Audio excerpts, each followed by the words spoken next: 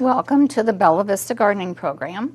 I'm Geri Hoerner, and with me today is Ginny Vance, and she's a fellow member of the Bella Vista Garden Club, and she's a fellow Benton County Master Gardener. And today we're going to be discussing upcoming events, and the topic of our program today is busy bees. And we'll also discuss what you need to do in your garden for the month of September. And I also first want to thank our sponsor, the Creeks Nursery on McNelly Road in Bella Vista, and they're a great place to shop for trees, shrubs, perennials, annuals, garden accessories. They've got everything and a lot of rocks. You've got a lot of rocks from them. Yes, we have. And I have too. They're great for the hardscape.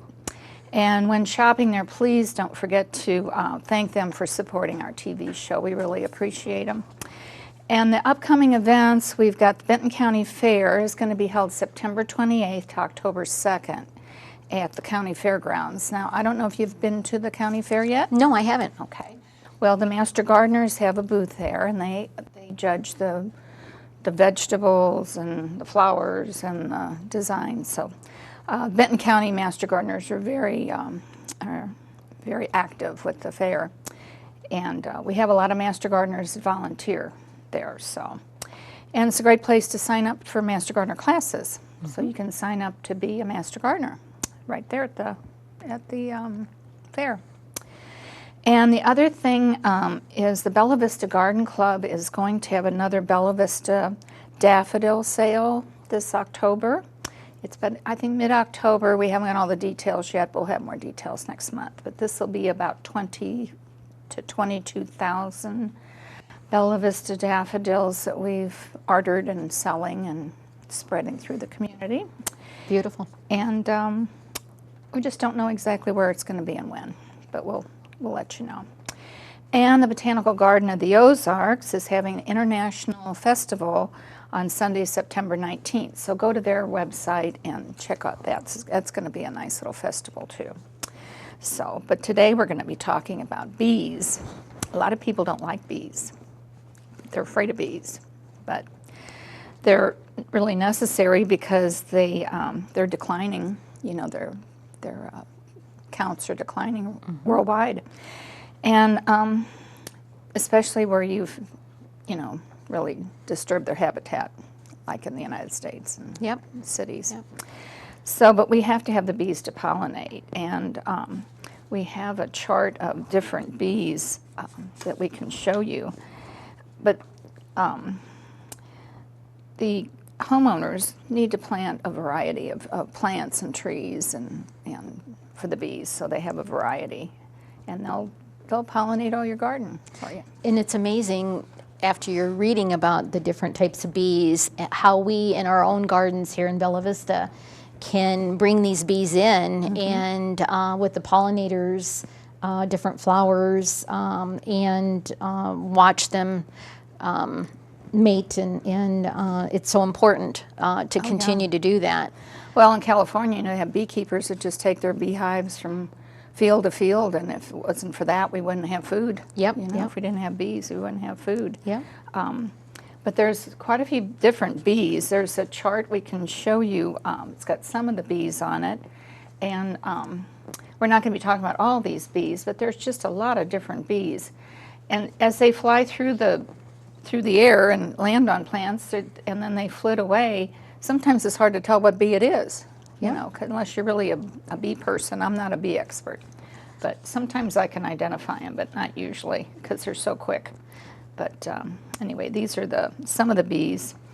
But the whole population of bees is declining worldwide, and there's about 20,000 bee species worldwide. And 70% of them, believe it or not, are nesting in the ground, which I was not aware of. Yes, I would say most of them were in hives, but they're not. They're in the ground. And the majority of the bees that we have in our area, or at least in my yard, are the solitary bees that we're going to talk a little bit about today. And believe it or not, the solitary bees are unlike the honeybees, where they don't go into large colonies, they don't produce honey, and they don't sting. I know when I'm out deadheading my garden, I can be right amongst the bees, and you're sitting there picking it, and they'll sit there, and actually sometimes they'll land on your hand, and they're indicating that you can actually pet them, which I wasn't aware of. But they'll land on your hand, believe it or not, and they don't sting. And they'll just sit there and kind of look, and off they go.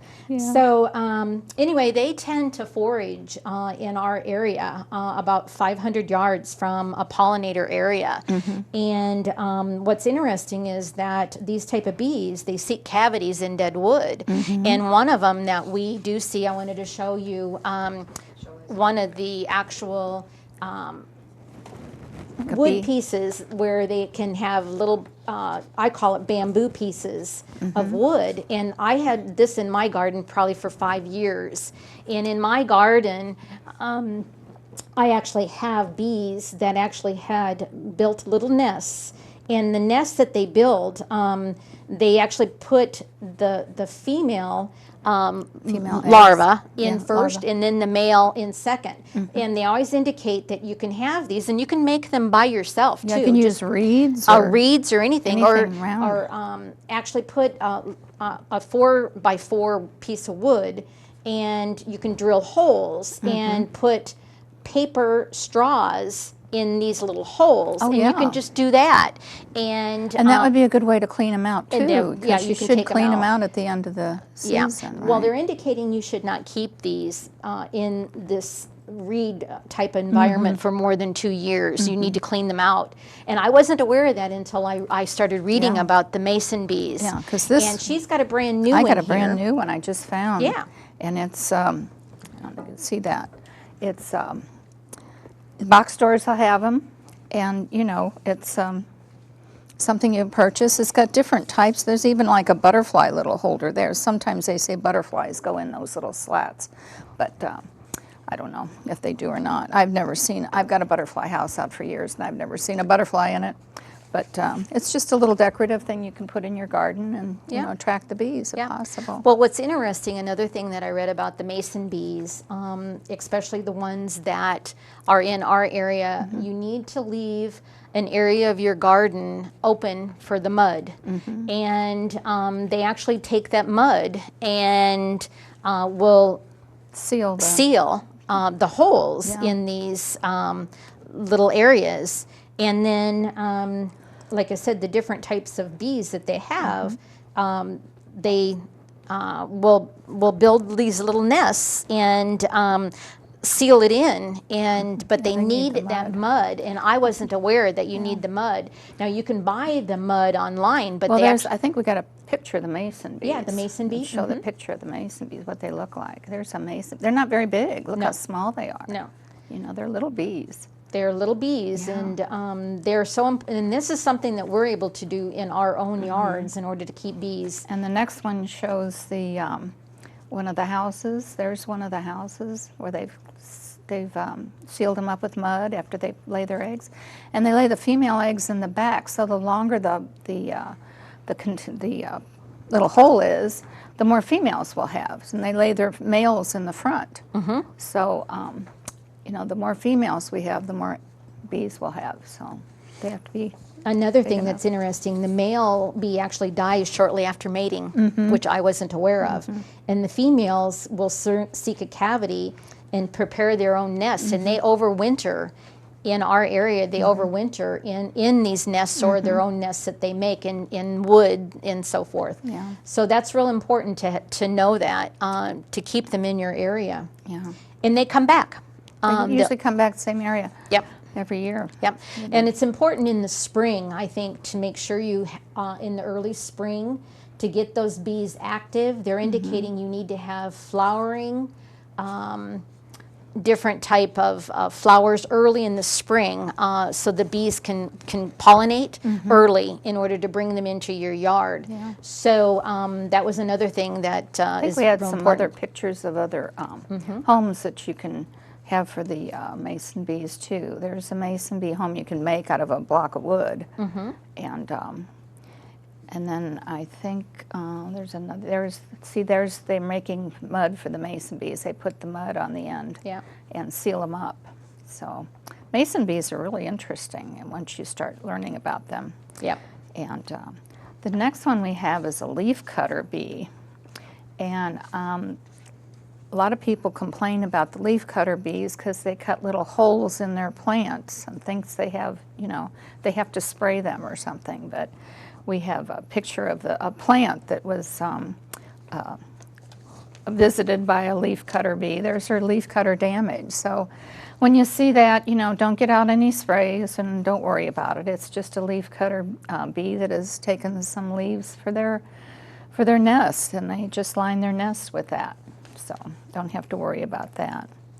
And these bees are all in the family they call, let's see what they call them, Megachilidae family. So, and there's just a ton of bees in that family. So we're just showing you a few of them. I'm certainly not a bee expert, so we probably need at some future point to get a bee expert so we can really explain all these bees. So, and some of the bees are smaller too. The leafcutter bee is not very big, but the fairy bee is really tiny. Look, that's a quarter it's sitting on. It's a coin, that's a quarter, and look how tiny that is. Very small. So you'd think maybe it was just a gnat that flew by or something, because they're so small. The fairy bees are interesting too. And then we also have the digger bees. Digger bees have visited me over the years, but not like this year. This year I have so many of them. They're in my rose bed. They're in my lawn where there's a little area where the grass is thin. Mm-hmm. And they have just had a picnic out there. I mean, I just got them everywhere this year. So this and is I've only seen in my yard, like I said, the regular bumblebees that look like little pandas, the real fuzzy ones, Yeah. and the diggers. But I didn't realize you needed to keep an area for them to be able to dig, because I've mulched the majority of my lawn. Right, yours is all heavily mulched. Heavily mulched. That's their home. That's what they dig in the holes. Yeah. You can see that area of grass we have to work with because it's got to be rock there. But you look at that and you think that's an ant hole. Yeah. And you would never know. Because I had someone was come up to me and say, bee. you got a lot of ants in your front bed, in your Yes, front lawn. And I yes. said, no, they're not ants. They're digger bees. Yeah. But I watched them one time. They were digging, and those little feet, and they're just digging that little hole, and little bitty tiny pieces are coming out, and pretty soon they have a pile of dirt. It's like sifted, flour. They've just made little tiny pieces of that dirt, and pretty soon it's a big mound. Yeah. They've taken out of that little hole. It's just It's fascinating amazing what to they're watch able them. to do. Yeah, it is. It is. It's amazing, but they're just interesting to watch. But don't be afraid of them because they don't sting. Yep, they don't They sting. don't sting you. Yep. And But they will fly around you. Let them know that they're there, Yep. and they're kind of hovering over their little house, their little holes, and trying to protect their babies. But they don't really sting you. No. So Well, and they do come down at your head, when you're in there, like, you look and you go, oh try my to gosh. scare you They try away. to scare you away, but Yeah. they really don't sting. no, they don't. Yeah. And they do look. Some of them look similar to yellow jackets, so people really are afraid of them. Yep. But once you realize they're not yellow jackets and they won't sting you, you'll be okay. Yep. And I personally have never been stung by a bee or a wasp in my whole life that I know of. So I have no idea if I'm allergic to them or not. A lot of people have allergies, Yeah. and they have very severe, reactions to a bee sting. Yep. So I don't know if I would or not, but I've never been stung. Yeah. But, Well, I got stung by a wasp this last summer, and I still have my spot. Yeah. And it actually stung me twice, and then my husband once, which I didn't realize. Oh, they can that do it multiple. Wasps can do Yeah. multiple. Yeah, So, wasps are a different animal. They're a different species. So, but anyway, we also have a picture, I think, of Ginny's Yeah. Zinnia with a little bumblebee on it. These are my It's little. These yeah. are my little buddies. Yeah. That come into my garden, and I've got a lot of pollinator plants Oh, you do? that they love. They love my Veronica, they love my Zinnias, they love right now everything Like a that's lot in of bloom. salvia, too. The salvia, Yeah. yeah, the salvia. Yeah. Your garden is just a vast Yeah, jungle of plants. It's beautiful. Thank It's got so many different varieties, Yeah. and so they really are attracted to that. So, well, and then the other thing we need to talk about are things to do in your garden for the month of September. And, oh, and don't forget to, while you're feeding the bees or allowing bees to nest in your garden, don't forget to feed the hummingbirds. oh yes. The hummingbirds are really, really populous this year. So A lot of people are indicating they don't have hummingbirds in their yards or bees, which is kind of really? That's interesting. But sad. I've not had a problem, and my hummingbirds, I've got 4 feeders all in one area, and I probably have 20 to 25 coming and going. So, like I said, it all depends on what's in your area. well, I think you just have to supply those pollinator Yep. plants. You have Yep. to supply a diverse variety. And some people just plant, like all one type of annual or whatever. So, make sure you have a diverse amount Yep. of different Yep. plants. So that'll attract them too. Yep. So, but anyway, annuals and herbs, you have to keep deadheading your annuals and your herbs. Don't let your basil bloom or it just won't produce anymore. And then you want to continue fertilizing your annuals till September, but probably mid-September you could stop, Yep. depending on the weather. And a lot of petunias, depending on the type Yeah, of bees, you too, have you've got to to cut those deadhead. back. Yeah, they get kinda cut 'em, leggy. yeah, dead. Yeah. And actually cut them back to rebloom. Yeah. They're getting leggy. Yeah, I've had to And do that sometimes with you mine. can save the seeds from your annuals, and then use them next year. And of course, you can dry your herbs for future use. I like to do pesto with my basil at the end of the year when you have so much of it. And put that in the freezer. I make the pesto, and then I put it in little ice cube trays. Oh, So it's like a tablespoon of pesto, and I freeze them, and then I take them out of the little plastic things and put them in a bag and freeze them. that's a good Take idea. out like 2 tablespoons pesto, and there you go. Yeah, that's a real good idea. Yeah.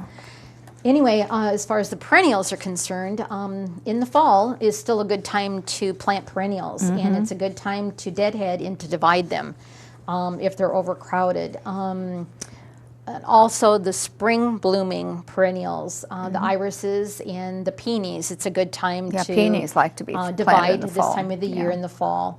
And here again, you can still plant your perennials and shrubs this time of the year. We still have time before it freezes. So watch, just make sure, the water is established. Watch your water. I know my hostas right now are ready to be divided on some of them, and it's better to divide them in the fall than in the spring, and because they'll flop over and don't come back so well.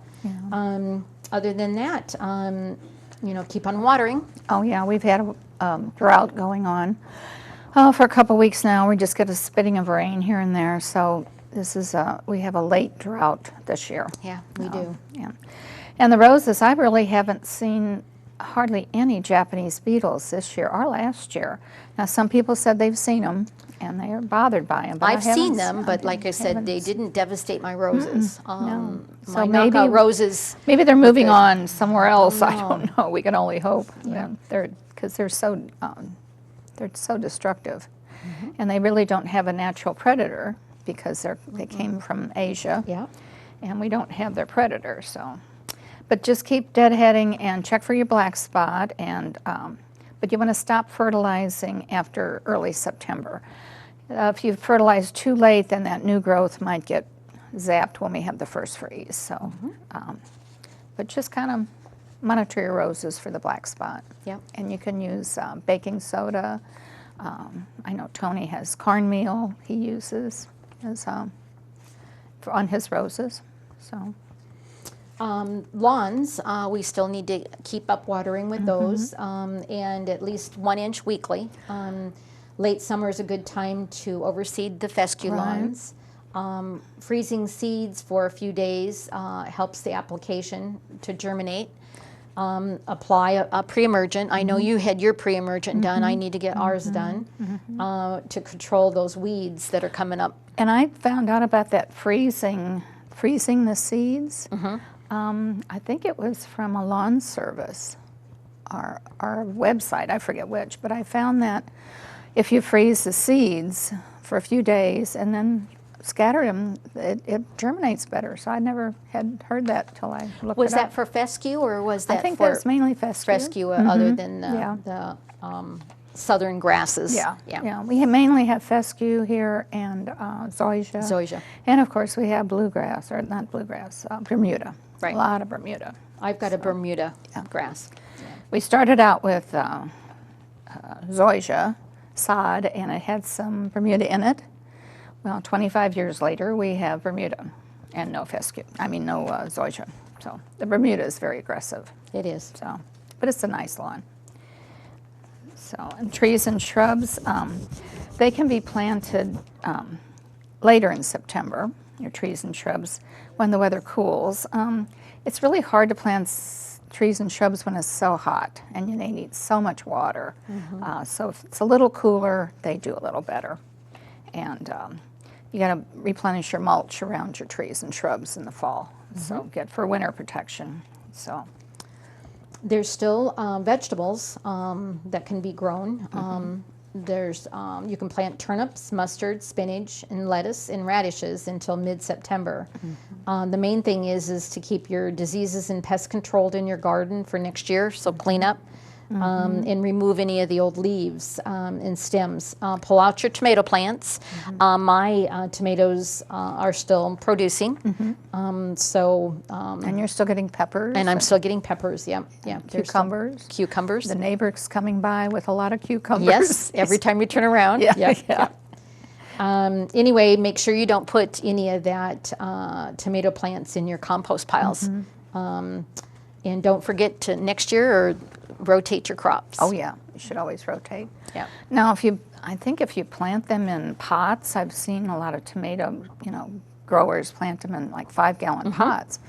And I'm pretty sure you need to use new soil. You do every year. Every year. I grow in the 5-gallon pots, but my cherry tomatoes do very, very well in the 5-gallon pots. But this next year, I'm going to have to do, if I do them in pots other than raised beds, my 2 tomatoes, my early girl, and then I had a heirloom tomato. They produce very good in the very beginning, and then they dry out so quick. So my 5-gallon pots, I'm going to have to get rid of those for next year for my tomatoes. I'm going to have to do 7-gallon pot. well, they're indicating 10 or 20 Oh, possibly. But when I emptied those out, the root balls of those tomatoes, I mean, it's full. Yeah. So Right, the soil's gone, The it's soil all is root. gone. It's just all root of those 5-gallon buckets for the tomato plants. So really do put out next a year lot I'm of going to have to do something different. I mean, they produced in the very beginning, but now, which is should be a good time to be doing tomatoes, they're gone. So. Okay. So, and this is a good time to try to kill invasive plants such as poison ivy, honeysuckle, and privet, because now is the time they turn their energy into their root system instead of leaves. But, a good herbicide is a 20% horticultural vinegar, and it might take several applications, but it's better than using, dangerous chemicals. So. Did you ever get rid of your poison ivy in your Oh yeah, beds there? I just get a sprig here and there. I don't have a big patch of it, but every once in a while I'll just see one little sprig coming up. So I take a Walmart bag and I turn it inside out, and then I grab that poison ivy plant and I pull it through, and then I throw it in the trash. Because I never used to get poison ivy reaction. I could just pull it or go pick out a golf ball out of the patch of poison ivy, and it never bothered me. The last few years I've been having a reaction, so I have to be very careful with poison ivy now. I guess as you get older, your immune system goes down or whatever, so just be careful of poison ivy. And sumac. And sumac, and I haven't seen any of that around, but just be careful if you're sensitive to it. I found that like reverse bag, just pull it out and then close it up in that bag and then throw it in the trash. Good idea. But I haven't found a big patch of it. I've just found a sprig here, and then a sprig on the other side of the house, and then a sprig, back in the back. So I don't know why, I guess the birds are dropping seeds or something. So Yeah. I don't know. Anyway, there are quite a few invasive plants around, and you have to be sure not to plant any invasive species. So.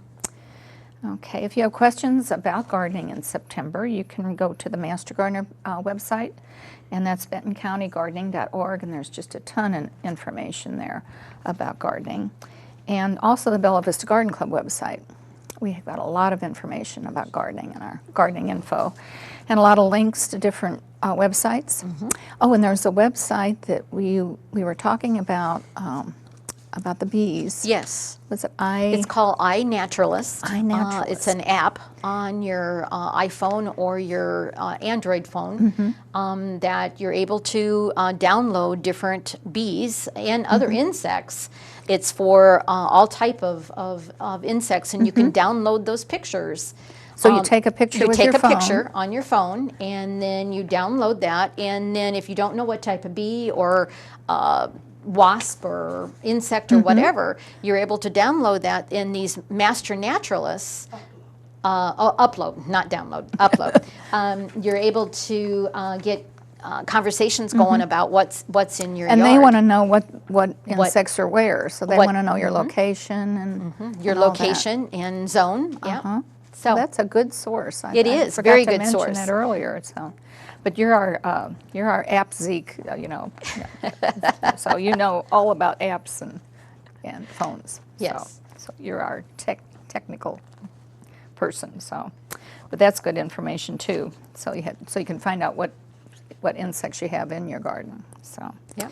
And then the Bella Vista Garden Club is going to have their first meeting of the year at September 22nd, 9:30 is social time, and 10 o'clock is the meeting. And we're fairly sure the meeting will be at the community church in Bella Vista, but we're not totally sure yet. We're still in the planning stages. But it's going to have, we're going to be presenting 2 Bella Vista Garden Club Dorothy Wallace scholarships. They're $4,000 each. So we're going to be presenting 2 of those to students of the U of A this year. Now this year we're giving away $8,000. Last year we gave away 2 $4,000 scholarships. And the year before that we gave away 2 $4,000 scholarships to veterans that were registered at the U of A. So all of the proceeds we get from all of our fundraisers, they go to a very worthy cause, because these students are just our future.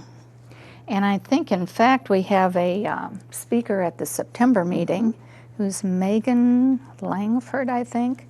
She was a recipient of 2 of our scholarships 2 years in a row. She got one of our scholarships years ago, and she is now the head horticulturalist at the Botanical Garden of the Ozarks. So, these students can go a long way with these scholarships. They really need them. Yeah. So, and then you can, like I said, check the Bella Vista Garden Club website for any changes in the meeting location or time. So we'll have it on the website if there's any changes. So, but thank you, Ginny, for joining me today. We always learn so much when we, do these programs. We do. And about bee pollinators. So not only can we share it with you, but we learn at the same time.